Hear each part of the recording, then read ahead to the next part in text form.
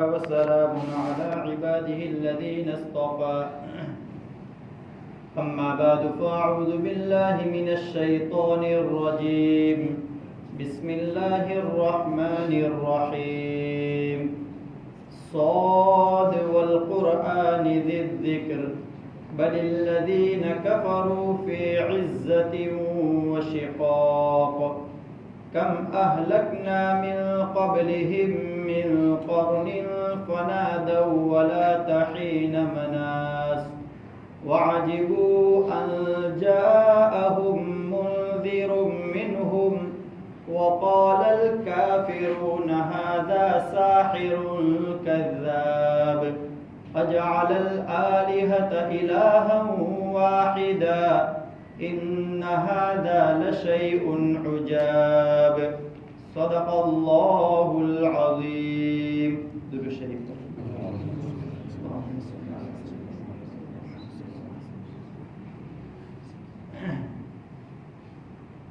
سب سے پہلے تو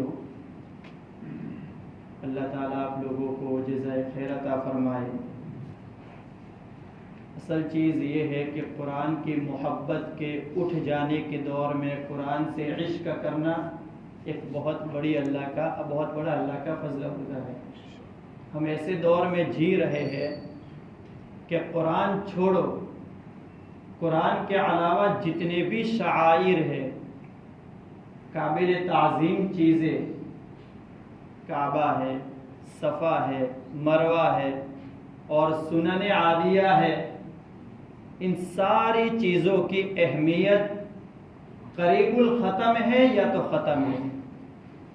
علماء عراق پر ایک حدیث کی کتاب لکھی گئی ہے کہ عراق کے اندر جو فتنے اٹھیں گے تو اس حدیث کے اندر ایک روایت نقل کی گئی ہے کہ بہترین شہر وہ شہر ہے کہ جس شہر کے اندر قرآن اور قرآن کو جاننے والے موجود ہو، اور بدترین شہر وہ ہے کہ جس شہر میں قرآن کو جاننے والے موجود نہ ہو. اللہ تعالیٰ آپ کی نسلوں کے اندر، ہماری نسلوں کے اندر قرآن کے جاننے والے، دین کی فقاہت والے محدث اور مفسر پیدا فرمائے. اللہ ہماری اس حاضری کو قبول فرمائے. انتخاب چونکہ پہلی مجلس ہے غیر رمضان کے اندر تفسیر کی جو پہلے ہو چکی، اس کے علاوہ تو سورۃ الصاد 23ویں پارے کے اندر نصف پارہ، آدھا پارہ، وہاں سے یہ سورت شروع ہوتی ہے. اس کا انتخاب اصل میں تفسیر کے لیے اس لیے کیا گیا کہ سورہ صاد کے اندر اہمیت کے ساتھ 3 واقعے بیان کیے گئے ہیں. اہمیت کے ساتھ ایک حضرت داؤد علیہ السلام کا واقعہ ہے کہ اگر موجودہ دور کے توازن کے حساب سے میں کہوں تو میڈیا کے متعلق واقعہ ہے.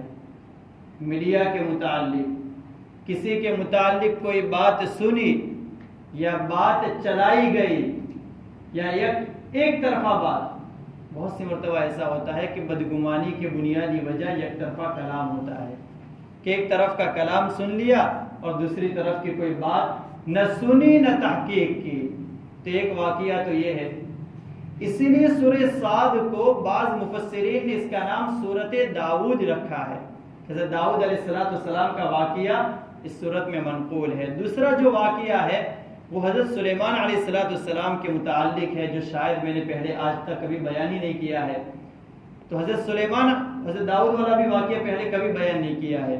تو حضرت سلیمان علیہ السلام کا جو واقعہ جس نوعیت کا یہاں پر بیان کیا گیا ہے، تو اس کو اگر موجودہ دور کے توازن کے حساب سے دیکھو تو حکومت، مملکت، سلطنت کے فتنے کے متعلق واقعہ ہے. اور جو تیسرا واقعہ ہے وہ حضرت ایوب علیہ السلام کا واقعہ ہے، جس کو میں نے رمضان میں بیان کیا تھا، مگر جس نوعیت سے مجھے یہاں بیان کرنا ہے اس نوعیت سے پہلے بیان نہیں کیا گیا ہے. تو بہرحال یہ 3 واقعات ہیں اور یہ تینوں کے تینوں فتنے، یک طرفہ کلام میڈیا کا فتنہ، سلطنت مملکت کا فتنہ اور بیماریوں کا فتنہ. بیماریوں کے اندر مسلم امہ کا جو رجحان جس طرف میلان بڑھتا جا رہا ہے تو وہ فتنہ. اس کی وجہ سے میں نے انتخاب کیا کہ سورہ صاد کی تفسیر بیان کی جائے۔ اب خالی واقعات بیان کرنا یہ مناسب نہیں تھا۔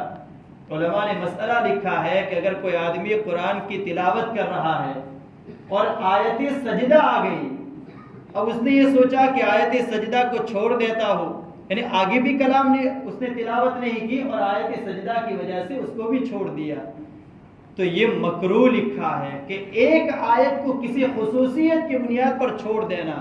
تو میں نے سورہ صاد کے اندر فقط واقعات کو بیان کر دیتا تو حاصل کچھ بھی نہیں تھا، خالی واقعات کی تھوڑی کتاب تھوڑی ہے، اس لیے میں نے شروع سے آخر تک کو بیان کرنے کا ارادہ کیا ہے۔ تو سورہ صاد مکہ مکرمہ میں نازل ہوئی، ہجرت سے 3 سال پہلے نازل ہوئی ہے۔ نزول کے اعتبار سے یعنی اقرا پہلے نمبر پر نازل ہوئی، تو نزولی ترتیب اسے کہتے ہیں کہ لکھی گئی سورہ فاتحہ پہلے نمبر پر، اور نزول کے اعتبار سے اقرا بسم ربک الذی خلق۔ مگر سورہ صاد کی خصوصیت یہ ہے کہ لکھی بھی گئی ہے 38ویں نمبر پر اور اتاری بھی گئی ہے 38ویں نمبر پر۔ سورہ قمر کے بعد سورہ اعراف سے پہلے، سورہ قمر 27ویں پارے میں، سورہ اعراف 8ویں پارے میں، تو قمر کے بعد اعراف سے پہلے سورت کا نزول ہوا۔ اس سورت کے اندر ایک قول کے مطابق 85 آیتیں، مفسرین کی بعض رائے کے مطابق 86 آیتیں، اور کچھ مفسرین کے مطابق کہ جنہوں نے صاد کو بھی الگ الگ کلمہ شمار کیا، الگ الگ آیت شمار کیا ہے، ان کے مطابق 88 آیتیں ہیں، 732 کلمات ہے شبد۔ کہ میں نے مثال کے طور پر یہ کہا کہ زید گیا، تو زید الگ شبد ہے، گیا الگ شبد ہے، الگ لفظ ہے، تو ایسے کلمات، مرکب کلمات 732 کلمات پر مشتمل یہ صورت ہے۔ اس کے اندر ٹوٹل 732 کلمے ہیں، الفاظ ہے، مفردات ہے، اور ان کلمات کے حروف کو اگر ملا دیا جائے تو 3067 یا 3100، یہ بعض اختلاف ہے، تو 3100 کلمات یا 3067 کلمات۔ اصل میں یہ اختلاف اس لیے ہوتا ہے کہ کچھ لوگ مد متصل کو 5 الف کے برابر جو ہوتا ہے تو 5 الف شمار کرتے ہیں، اور کچھ لوگ کہتے ہیں کہ نہیں، ایک ہی حرف شمار ہوگا، تو 3067 یا 3100 یہ کلمات ہے۔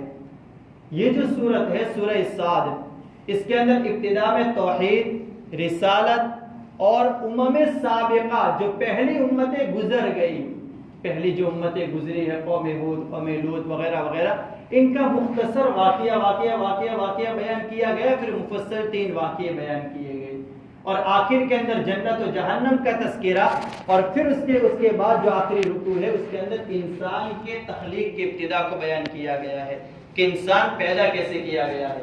بہرحال اس کی جو پہلی آیت ہے وہ ہے صاد۔ صاد الگ آیت، حروف مقطعات آپ جانتے ہیں کہ کچھ صورتیں وہ ہے کہ جن کے شروع میں ایک حرف، صاد، قاف، نون، تو 3 صورتیں ایسی ہیں۔ کچھ صورتیں وہ ہے جن کے شروع میں 2 حرف، حامیم، توسین وغیرہ، اور کچھ صورتیں وہ ہے کہ جن کے شروع میں 3 حرف، الف لام را، توسیم میم، اور کچھ صورتیں وہ ہے کہ 4 کلمات جن کے شروع میں الف لام میم را، کچھ صورتیں وہ ہے کہ 5 کلمات، حامیم، عین سین قاف، کاف ہا یا عین صاد وغیرہ۔ تو یہ حروف مقطعات آخر ہے کیا؟ الگ الگ ٹکڑا ٹکڑا کر کے پڑھے جانے والے حروف۔ مفسرین نے لکھا ہے کہ اصل میں قرآن جو نازل ہوا وہ کفار مکہ، ان کی زبان کیا تھی؟ عربی تھی، تو اللہ نے ان کلمات، ان حروف کے ذریعے سے چیلنج پھینکا ہے، خالی اس دور کے لیے نہیں، قیامت تک جتنے بھی عربی جاننے والے لوگ آئیں گے ان سے کہا کہ انہی کلمات، انہی حروف کے ذریعے سے قرآن بنایا گیا ہے، یہ کلمات، یہ حروف میں تمہارے ہاتھ میں دے رہا ہوں، اب اگر بنا سکتے ہو تو کم سے کم ایک آیت بنا کر دکھاؤ۔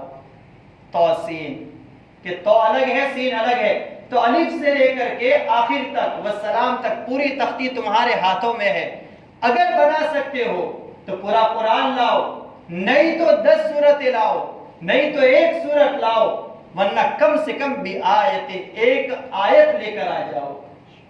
مگر قرآن کا یہ چیلنج قیامت تک کے لیے کوئی قبول نہ کر سکتا ہے، نہ کوئی قبول کر پائے گا۔ قرآن کا یہ معجزہ ہے ایک قرآن ہی ایسی کتاب ہے کہ جس کا اعجاز قیامت تک کے لیے ہے، کوئی چاہے گا تو بھی ترمیم نہیں ہوگی۔ ہم لوگ اصل میں کیا ہوتا ہے کہ ڈر کے زمانے میں ڈر جاتے ہیں۔ ہم جس دور میں جی رہے ہیں، مجدد الف ثانی رحمۃ اللہ علیہ کی ایک ان کا ایک وصیت نامہ ہے، اس میں ایک وصیت لکھی گئی ہے جس کو حضرت مولانا یوسف صاحب رحمۃ اللہ علیہ نے بھی اپنے وصیت نامے میں اس کو ذکر کیا ہے۔ یہ میں آپ کو بتا رہا ہوں تاکہ آپ لوگ عمل شروع کر دیں۔ ہر فرض نماز کے بعد 11 مرتبہ لإیلاف قریش جو آدمی اہتمام سے پڑھے گا، ہر قسم کے خوف سے اللہ اس کی حفاظت کرے گا۔ ہر قسم کا خوف، فاقے کا خوف ہے تو بھی پڑھو، ایمان کے سلب ہو جانے کا خوف ہے تو بھی پڑھو، گھر میں کوئی اور خوف ہے تو بھی پڑھو، ہر قسم کے خوف سے اللہ بچائے گا۔ اور دوسرا فائدہ کہ اللہ تعالیٰ غیب سے رزق کے نظام کے دروازے کھولیں گے، بڑا فائدہ ہے۔ اصل میں ہم قرآن کو، نمازوں کو، اعمال کو رزق کے لیے تو بہت جلدی کر دیتے ہیں، مگر دوسری چیزوں کے لیے توجہ نہیں ہوتی۔ ایسا نہیں کہ ہمارا شوق نہیں ہے، ماشاءاللہ شوق تو بہت زیادہ ہے، مگر غفلت ہو جاتی ہے۔ بہرحال صاد یہ پہلی آیت ہے۔ صاد کے متعلق علماء کے عجیب عجیب اقوال منقول ہے۔ کچھ لوگوں نے کہا کہ یہ نفس اللہ کا نام ہے، صاد اللہ کا نام، اللہ کے 99 نام تو ہم جانتے ہیں، اس کے علاوہ اللہ کے ناموں کے خزانے ہیں جن خزانوں کو ہم جانتے نہیں ہیں۔ تو صاد اللہ کا نام، کہ صاد اس اللہ کی ذات کو بیان کیا گیا کہ یہ اللہ کی ذات گواہ ہے کہ یہ قرآن سچا ہے، والقرآن۔ کچھ لوگوں نے کہا کہ محمد ایک نفس قرآن کا نام ہے، کچھ لوگوں نے کہا کہ ایک سمندر کا نام ہے۔ عبداللہ بن عباس کا قول کہ اصل میں جب اللہ تعالیٰ نے رات اور دن کو نہیں بنایا تھا، اس وقت ایک سمندر تھا کہ جس سمندر کے اوپر عرش الرحمن تھا۔ پھر اچانک کیا ہوا کہ اللہ کا نظام تخلیق وجود میں آیا کہ وہ سمندر منظر سے غائب ہو گیا۔ اور سعید بن جبیر کہتے ہیں کہ میں نے اپنے اساتذہ کو یہ کہتے ہوئے سنا کہ وہ سمندر قیامت کے بعد، یعنی جب پہلا سور پھونکا جائے گا تو دوسرے سور اور پہلے سور کے درمیان میں یہ سمندر دوبارہ وجود میں آ جائے گا، اور اللہ تعالیٰ اسی کے ذریعے سے مردوں کو زندہ کرے گا۔ اس سمندر کا نام صاد ہے۔ بڑی اللہ کی مخلوق ہے، اللہ کی مخلوق بڑی ہوتی ہے تو خالق کا تصور آتا ہے کہ خالق کتنا بڑا ہوگا۔ کچھ لوگوں نے کہا کہ صاد ایک اژدہے کا نام ہے کہ جس کا منہ اوپر کا حصہ عرش الرحمن کے نیچے ہے اور جس کی پونچھ 7ویں زمین کے نیچے ہے۔ یہ لوگوں کو نظر نہیں آتا، جیسے عذاب قبر نظر نہیں آتا ہے، مگر حق ہے کہ نہیں؟ حق ہے۔ تو یہ سانپ نظر نہیں آتا ہے، اس سانپ کا تذکرہ کر کے اللہ نے پہلے اپنی بڑائی کو بیان کیا، پھر قرآن کے معجز ہونے کو بیان کیا۔ کچھ لوگوں نے کہا کہ صاد سے مراد صدق اللہ، اللہ سچ کہتا ہے، قرآن کی قسم میں کھاتا ہوں۔ اللہ کہتا ہے میں سچ کہتا ہوں قرآن کی قسم۔ کچھ لوگوں نے کہا کہ صدق محمد والقرآن، کہ محمد جتنی بھی خبریں دے ساری خبروں پر یقین کرو، وہ سچی ہے، قرآن کی قسم، والقرآن، قرآن کی قسم۔ تو یہ صاد ہے۔ اور کچھ لوگوں نے کہا کہ صاد یہ اللہ کے ناموں کی کنجی ہے، کہ نفس صاد فضیلت کا حامل ہے، کہ کوئی فقط صاد کہتا ہے تو گویا اس نے اللہ کے وہ تمام نام لے لیے جن ناموں کے شروع میں صاد آتا ہے۔ اللہ الصمد، صمد، صبور، صاد کے ساتھ، کہ اللہ صانع ہے، بنانے والا ہے، کہ اگر کوئی صاد کہتا ہے گویا کہ صاد کہنے کے پیچھے اللہ کے وہ تمام نام آ گئے جن ناموں کے شروع میں صاد ہے، اور وہ تمام نام لینے کی فضیلت اس کو ایک لمحے میں مل جائے گی۔ اللہ نے کتنا مختصر کر کے ہمیں دیا کہ میرے بندے تھک نہ جائے۔ تو بہرحال سورہ صاد کے ذریعے سے قرآن کا معجز ہونا بھی بتا دیا کہ قرآن ایسا ہے کہ تم اس کو اس کو تم نہیں جوڑ سکتے ہو۔ بہرحال تو سورہ صاد کا پہلا کلمہ صاد ہے۔ اس کی فضیلت کے متعلق 2 باتیں میں بیان کر دیتا ہوں، پھر اس کے تحقیق بھی کہتا ہوں کہ بعض صحابہ جیسے ابی بن کعب مجمع البیان کر کے کتاب ہے، اس کے اندر ایک روایت نقل کی گئی ہے کہ جو آدمی سورہ صاد کی تلاوت کرے 1 مرتبہ، کتنی مرتبہ؟ 1 مرتبہ، تو اس کو ثواب کتنا ملے گا؟ کہ اللہ تعالیٰ نے جن تمام پہاڑوں کو حضرت داؤد علیہ السلام کے تابع کیا تھا، ان تمام پہاڑوں سے 10 گنا زیادہ وزن کی نیکیاں اس کے نامہ اعمال میں لکھی جائے گی۔ اندازہ لگاؤ، پوری دنیا کے پہاڑ داؤد علیہ السلام کے تابع تھے، تو ان تمام پہاڑوں سے 10 گنا زیادہ نیکیاں، یعنی وزن کی نیکیاں اس کے نامہ اعمال میں لکھی جائے گی۔ اور دوسری فضیلت کہ کوئی بھی گناہ ہو، چاہے چھوٹا ہو کہ بڑا ہو، گناہ تو ہو سکتا ہے مگر گناہ پر اصرار کے وبال سے اللہ اس کی حفاظت کرے گا۔ گناہ پر اصرار کے وبال سے سعید بن مسیب کے متعلق منقول ہے کہ سعید بن مسیب روزانہ رات کو سونے سے پہلے سورہ صاد کی تلاوت کرتے تھے۔ تو عطاف کر کے ایک راوی ہے، محدث سے کہتے ہیں کہ میری ملاقات ہو گئی ان کے بیٹے سے، میں نے ان کے بیٹے سے پوچھا، کہا کہ یہ بات حق ہے، کہا کہ بات تو سچ ہے کہ میرے ابو جان، ان کے بیٹے کا نام تھا محمد، تو محمد نے کہا بات سچ ہے کہ اس کا یہ فائدہ ہے کہ میرے ابو تلاوت کرتے تھے۔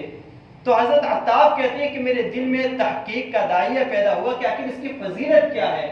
تو میں محمد کی ملاقات کو پہنچا تو حضرت محمد کا انتقال ہو چکا تھا، یعنی سعید بن مسیب کے بیٹے کا۔ تو ان کا بیٹا تھا عمران، سعید بن مسیب تابعی کا پوترا ہوا یہ۔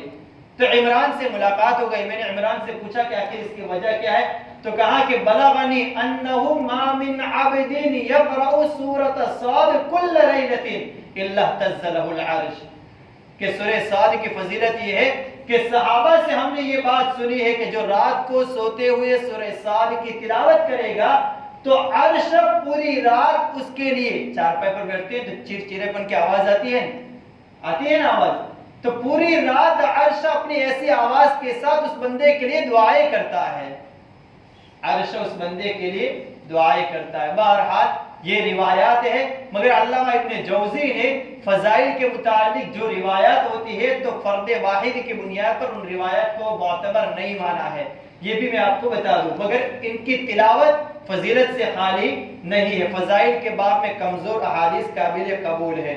تو پہلا تو صاد کلمہ ہے، اس کے بعد اللہ نے قرآن کی قسم کھائی، والقرآن، قرآن کی قسم، قسم کھا کر کیا بات بیان کرنی ہے وہ تو آگے آ رہی ہے۔ صاد والقرآن، عبداللہ بن عباس سے کسی نے پوچھا کہ صاد والقرآن کا معنی کیا ہے؟ رئیس المفسرین ہے، اس امت کے اندر تفسیر کا علم سب سے زیادہ اگر کسی کو تھا تو وہ عبداللہ بن عباس تھے، رئیس المفسرین، مفسرین کے بھی سردار۔ تو ان سے معنی پوچھا گیا، کہا کہ اس کا معنی یہ ہے کہ قرآن بار بار پڑھو۔ کسی کے متعلق کہا جیسے سخاوت کرے، میں کہوں واللہ ھذا حاتم، اللہ کی قسم یہ تو حاتم ہے، حاتم تائی کا نام سنا ہے، اللہ کی قسم یہ تو حاتم ہے۔ مراد کیا ہے؟ سخاوت کی ترغیب کہ تم بھی سخاوت کرو، یہ بھی سخاوت کرتا ہے۔ تو اللہ نے کہا صاد والقرآن، قرآن کی قسم، صاد قرآن کی قسم، مراد یہ ہے کہ قرآن کو بار بار پڑھو، قرآن کو بار بار تلاوت، اہتمام سے تلاوت، ایک دن بیٹھ گئے 10 پارے تلاوت کر لیے پھر ختم ہو گئی بات۔ اور ایک یہ ہے کہ استقامت کے ساتھ تلاوت، استقامت کے ساتھ تلاوت، استقامت کے ساتھ تلاوت کا آسان طریقہ جو حضرت مولانا یوسف صاحب رحمۃ اللہ علیہ کئی بار یہاں پر بیان کر چکے ہیں کہ اسلامی تاریخ کے حساب سے قرآن کی تلاوت کی جائے، یہ اعلیٰ درجہ ہے۔ اسلامی تاریخ یعنی آج اگر 1 شوال ہے تو پہلا پارہ، آج 2 شوال ہے تو دوسرا پارہ، آج اگر کسی کا زیادہ پڑھنے کا معمول ہے تو اس کے لیے نہیں، اور کسی کا کم پڑھنے کا معمول ہے تو اس کے لیے بھی الگ بات ہے۔ تو قرآن کو بار بار پڑھا جائے، محبت کے ساتھ پڑھا جائے۔ دیکھو قرآن ایک ایسی چیز ہے کہ اس کے متعلق عبداللہ ابن مسعود کا قول ہے، میں عربی ساری باتیں بیان نہیں کرتا ہوں کیونکہ وقت پھر ختم ہو جائے گا۔ عبداللہ بن مسعود کا قول ہے کہ ہر باادب چاہتا ہے کہ میرا ادب بجا لایا جائے، ہر باادب، کیونکہ باادب آدمی ہے تو وہ کیا چاہتا ہے کہ میرا اکرام، کوئی IPS ادھیکاری ہے اور اس کے کیبن کے اندر ہم کیلا کھاتے کھاتے چلے جائیں، پھٹے ہوئے کپڑوں کے ساتھ چلے جائے، وہ سمجھتا ہے کہ میرا ادب نہیں بجا لایا گیا۔ تو کہا کہ ہر باادب چاہتا ہے، اور اللہ کا ادب قرآن ہے، جو قرآن سے محبت نہ کرے وہ اللہ کی نگاہوں میں گرا ہوا ہے۔ ہم اندازہ لگائے، قرآن سے محبت کرے، قرآن سے محبت. جس طرح چھوٹے بچے کو سینے سے لگاتے ہیں تو مکاتب کے اساتذہ کیا کہتے ہیں اپنے بچوں کو کہ قرآن کو ایسے پکڑ کر لے جاؤ. قرآن کو یہ دفتر والی جو سسٹم آئی ہے اس نے بچوں کے دلوں سے قرآن کی اہمیت ختم کر دی. قرآن کو سینے سے لگا کر لے جانا چاہیے. ایسے نہیں قرآن کو ایسے پکڑ لیا نعوذ باللہ, قرآن کو ایسے بلکہ دو ہاتھوں سے پکڑے اور سینے سے لگا. یہ قرآن کا ادب ہے, یہ قرآن سے محبت ہے.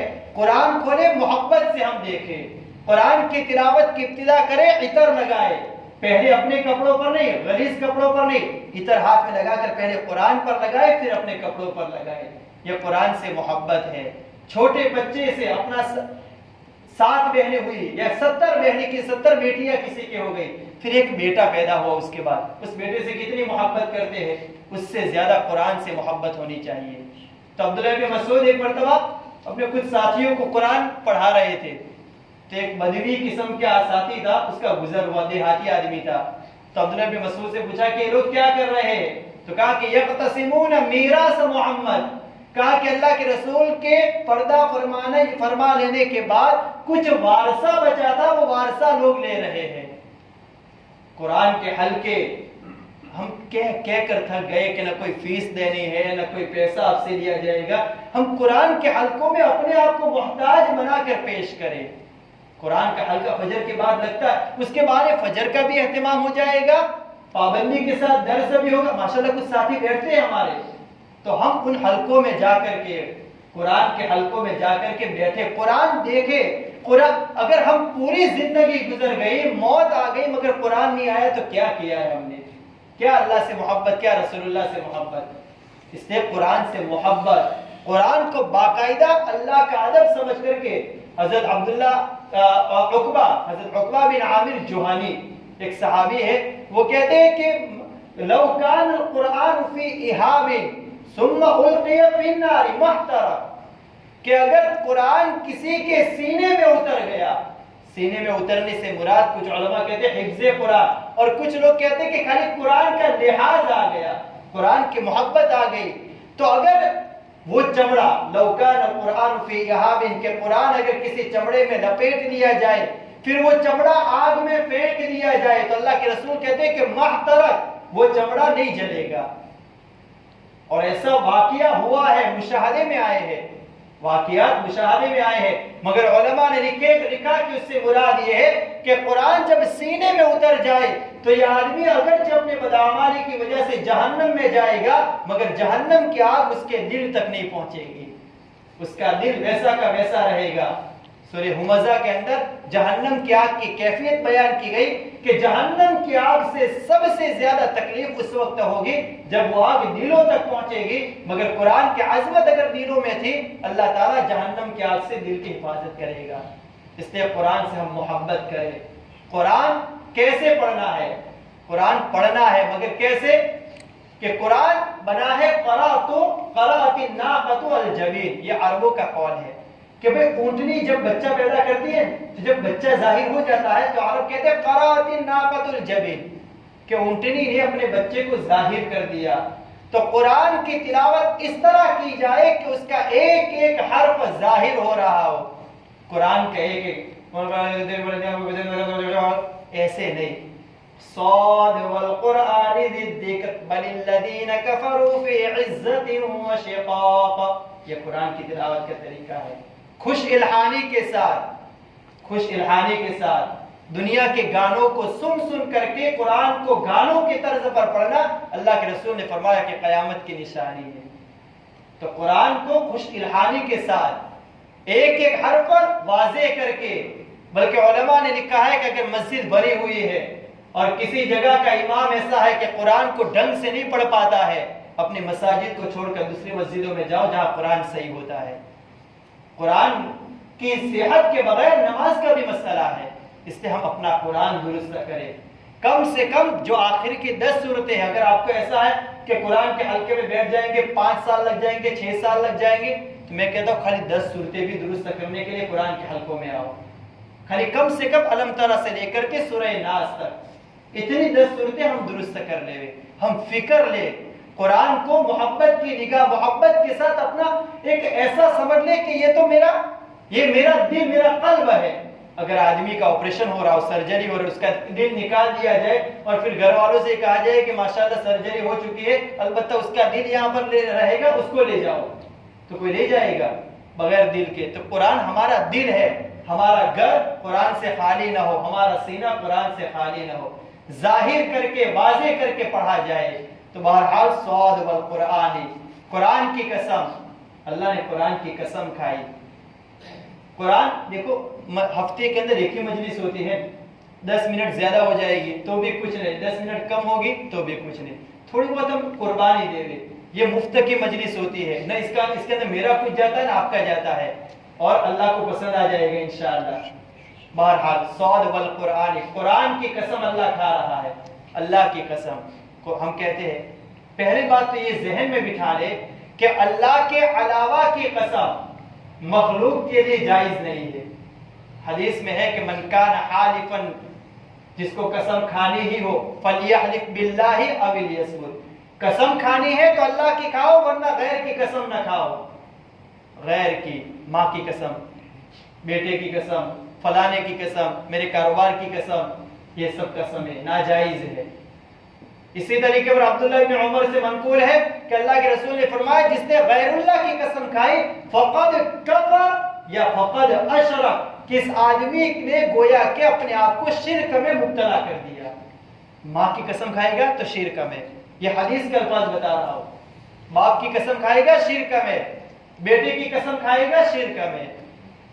اسی طریقے پر اللہ کے رسول نے فرمایا کہ لا تحلفوا بآبائکم، نہ اپنے باپ کی قسم کھاؤ، ولا بامہاتکم، نہ ماں کی قسم، ولا بالانداد، نہ شریکوں کی قسم کھاؤ۔ قسم کھانی ہے تو احلفوا باللہ، اللہ کی قسم کھاؤ، ولا تحلفوا باللہ الا وانتم صادقون، اگر تمہیں یقین ہے کہ تم سچے ہو تو ہی اللہ کی قسم کھاؤ، باقی غیر اللہ کی قسم تو کبھی نہیں کھانی ہے، اللہ کے علاوہ کی قسم کبھی نہیں کھانی ہے۔ مگر ایک قرآن کا معجزہ ہے کہ قرآن اللہ کا کلام ہے، صفت ہے۔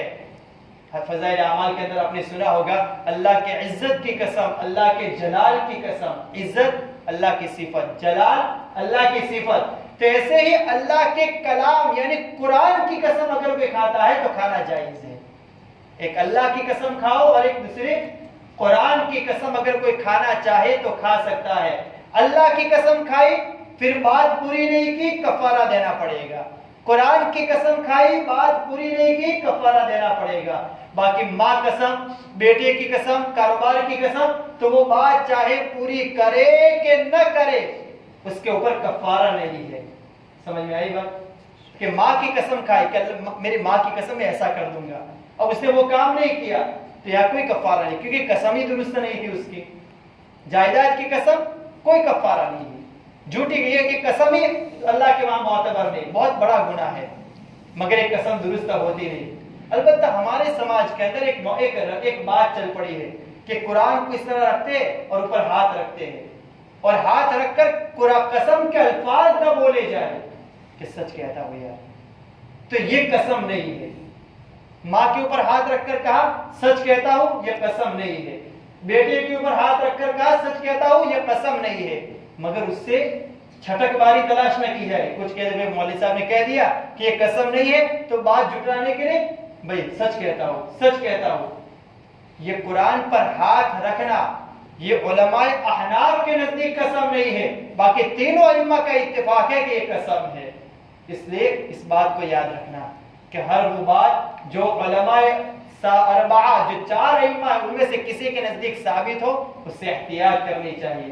بہرحال قرآن اللہ کی صفت ہے، اللہ کی طرف سے آیا ہوا ہے، اللہ کا کلام ہے، اس لیے اس کی قسم اگر کوئی کھانا چاہے تو قسم کھا سکتا ہے، اور اس کے قسم کھانے والے پر بات کو پورا نہ کرنے کی شکل میں کفارہ ہے۔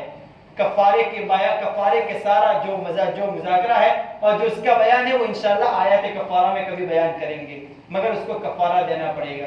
جب یہ کلام اللہ کی طرف سے آیا ہے اور یہ قرآن اللہ کی طرف سے آیا ہے تو قرآن معجز، نفس قرآن، اعجازی کلام، اس کے اعجاز کے میں 3 سیمپل بہت پہلے صحابہ کے دور کے، تابعین کے دور کے، وہ سب میں ہمیں سمجھ میں کم آتے ہیں، اس لیے میں اس کو بیان نہیں کرتا ہوں۔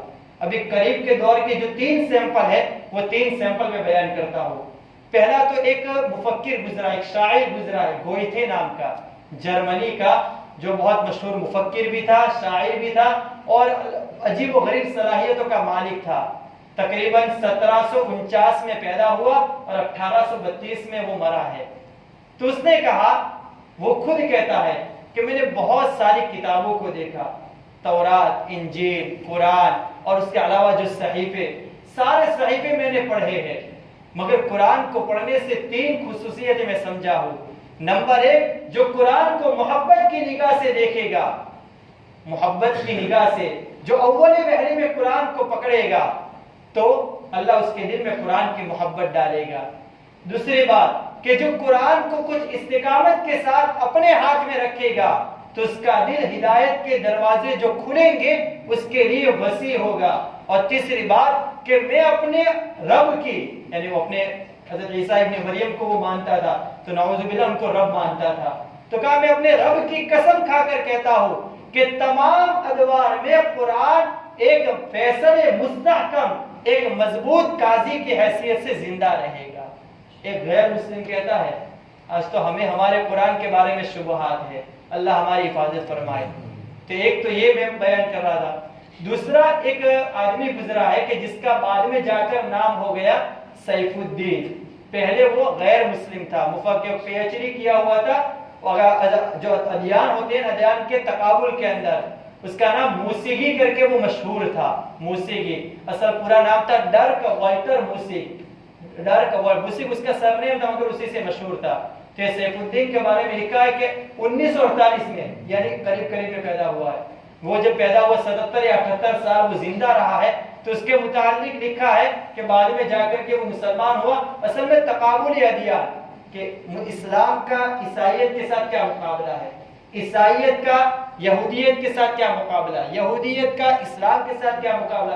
تو کہا کہ تقابل ادیان کے لیے میں نے سارے مذاہب کی کتابیں پڑھی۔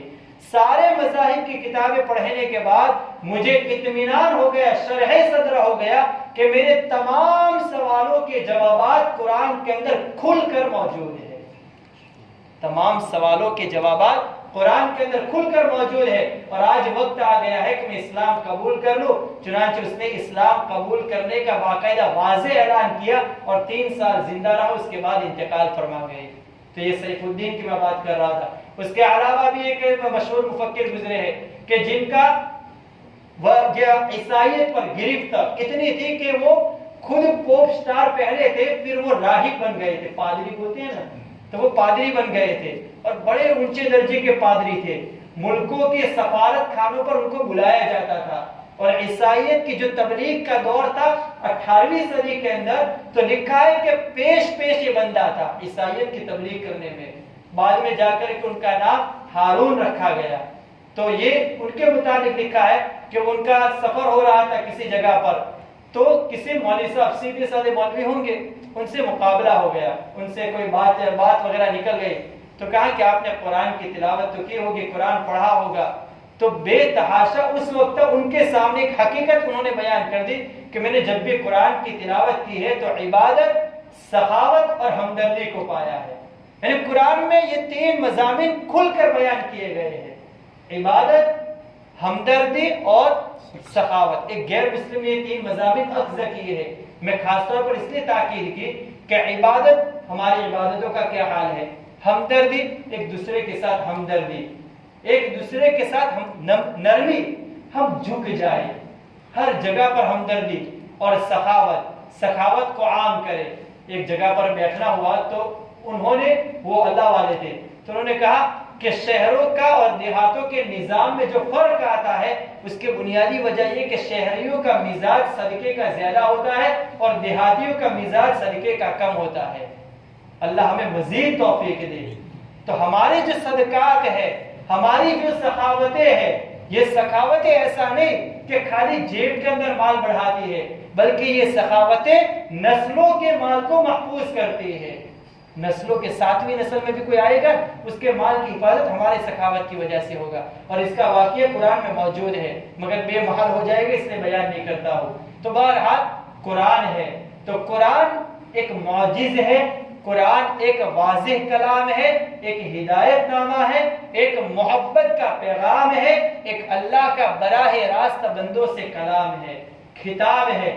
اس لیے قرآن کی قسم کھائی، اور قرآن کی قسم کھا کر اللہ گویا کہ یہ کہنا چاہتے ہیں کہ او میرے پیارے بندو، میں قرآن کی قسم اس لیے کھا رہا ہوں کہ میں تمہیں یقین دہانی کروا رہا ہوں کہ یہ کلام بڑا باعتماد، سچا، مستحکم، مضبوط ہے، تم اسے مضبوطی سے پکڑ لینا، گویا کہ تم نے مجھے مضبوطی سے پکڑ لیا۔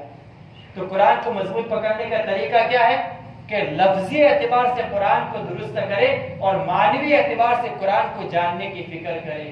تو اللہ نے قرآن کی قسم کھائی، اور قرآن کی قسم کھانے کے بعد اللہ آگے کہتا ہے ذکر، یہ قرآن کی صفت ہے۔ انشاءاللہ اس کو آئندہ قسط میں بیان کیا جائے گا۔ اہتمام کے ساتھ آپ لوگ شرکت کریں۔ ایسا نہیں کہ کبھی کوئی عذر آ گیا، چھوٹا موٹا عذر، موت کے سوا شاید قرآن کے محفل میں شریک ہونے کے لیے کوئی عذر نہیں ہوتا ہے۔ موت کیا حالات، موت ہے تو وہ عذر ہے کہ آدمی ہی چلا گیا تو وہ کیا عذر، وہ کیا شرکت کرے گا۔ قرآن کا یہ جو درس آپ کو دیتا ہوں میں اس لیے بتا دیتا ہوں تاکہ آپ کو بھی قدر ہو۔ تقریباً 23 عربی تفاسیر کا مطالعہ کرنے کے بعد یہ خلاصہ میں نے آپ کے سامنے پیش کیا ہے۔ کوئی بھی اردو تفسیر آپ اٹھا کر دیکھ لینا، 7 جلدوں میں 8 جلدوں میں، تو جن تفاسیر، یہ میں اپنی تعریف نہیں کر رہا ہوں، یہ مفسرین کی تعریف کر رہا ہوں، اس لیے آپ میری تعریف، میری تو کوئی حیثیت نہیں، جس طرح آپ لوگ نابلد ہیں اس طرح میں بھی نابلد، مجھے بھی قرآن کچھ نہیں آتا ہے، مگر میں رٹ کر کے آتا ہوں اور دیکھ کر کے آتا ہوں، تو آپ کے سامنے میں بول سکتا ہوں آپ کی طلب کی وجہ سے، ورنہ اس میں بھی میرا ذاتی کمال نہیں بولتا ہوں۔ تو 23 عربی تفاسیر، تقریباً کل رات کی بات ہے، شاید 1:30 پونے 2 بجے تک میں نے مطالعہ کیا، اور آج 10 بجے، صبح 10 بجے سے لے کر کے عصر تک مستقل مطالعہ کیا ہے، اور تقریباً ابھی آدھی لکیر کا یہ جو آپ کے سامنے تفسیر ہوئی، تو آدھی لکیر کے لیے تقریباً بلا مبالغہ 250 سے 300 صفحات کا میں نے مطالعہ کیا ہے، اور وہ عربی، اردو نہیں، اردو تفسیر سے نقل کر کے میں آپ کے سامنے پیش نہیں کرتا ہوں۔ اور اس کے علاوہ یہ جو شاہد واقعہ، جس طرح میں نے والٹر بوسی کا واقعہ بیان کیا، اس کے علاوہ جو واقعات ہیں ان واقعات کے لیے مستقل انگریزی اخبار کا میں مطالعہ کرتا ہوں، پھر اس کو بھی قرآن کی شہادت میں لیتا ہوں، اور اس کے علاوہ کچھ اردو کتابیں اور کچھ عربی کتابیں جو تفسیر کے علاوہ کی اس کا بھی مطالعہ کرتا ہوں۔ یہ سارا ذخیرہ ایک چلو کے اندر میں مختلف، یہاں کے کنویں سے پانی آیا، وہاں کے کنویں سے آیا، وہاں کے کنویں سے آیا، اب یہ سارا پانی اکٹھا ہو کر ہمارے حوض میں آ گیا، تو ہم یہ سمجھتے ہیں کہ پانی ایک ہے، حالانکہ مختلف جگہوں سے پانی اکٹھا ہوا ہے۔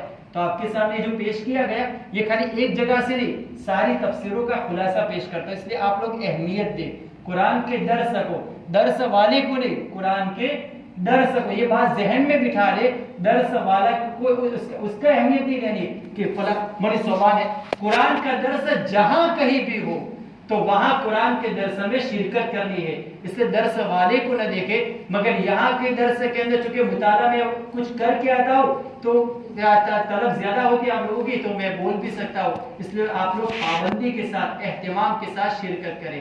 اب اس مرتبہ چونکہ قرآن کا درس ہو گیا تو آئندہ مجھ کو درس حدیث ہوگا، درس حدیث بھی ان احادیث کا درس دوں گا کہ جو احادیث موجودہ دور میں، چونکہ آنے والا دور بہت فتنوں والا دور ہے، تو اللہ کے رسول نے فطروں کے متعلق، قیامت کی علامتوں کے متعلق جو حدیثیں بیان کی ہیں، ان حدیث کا مطالعہ کر کے مستقل الگ الگ کتابوں سے مطالعہ کر کے میں آپ کے سامنے پیش کروں گا، تو اس درس میں بھی شرکت کرنی ہے اور قرآن کے درس میں بھی شرکت کرنی ہے۔ ایسا نہیں کہ کوئی نہیں آئے گا تو اس سے ناراضگی ہو جائے گی، آپ لوگ اپنی مرضی کے مالک ہیں، مگر آؤ گے تو انشاءاللہ ہمارے آنے والی جو نسل ہے ایک مجمع ایسا تیار ہوگا جو قرآن کو جاننے والا ہوگا، اس لیے آپ لوگ قرآن کے محبت میں دل سے شرکت کریں۔ امید ہے کہ انشاءاللہ 10 سال کے بعد ہماری نسلیں کہیں گی کہ ہمارے باپ دادا قرآن کے کافی جاننے والے تھے۔ اللہ تعالیٰ مجھے اور آپ کو واقعی قرآن کو جاننے والا بنائے، عمل کرنے والا بنائے۔ درود شریف پڑھیں۔ بسم اللہ الرحمن الرحیم۔ اللهم لك الحمد كله ولك الشكر كله وإليك يرجع الأمر كله علانيته وسره بيدك الخير كله إنك على كل شيء قدير اللهم صل على سيدنا ومولانا محمد وعلى آل سيدنا ومولانا محمد مبارك وسلم اللهم إنا نسألك من خير ما سألك منه نبيك وحبيبك سيدنا محمد صلى الله عليه وسلم، ونعوذ بك من شر ما استعاذك منه نبيك وحبيبك سيدنا محمد صلى الله عليه وسلم، وأنت المستعان وعليك البلاغ، لا حول ولا قوة إلا بالله. جزا الله عنا محمد صلى الله عليه وسلم بما هو أهله. سبحان ربك رب العزة عما يصفون وسلام على المرسلين، الحمد لله رب العالمين.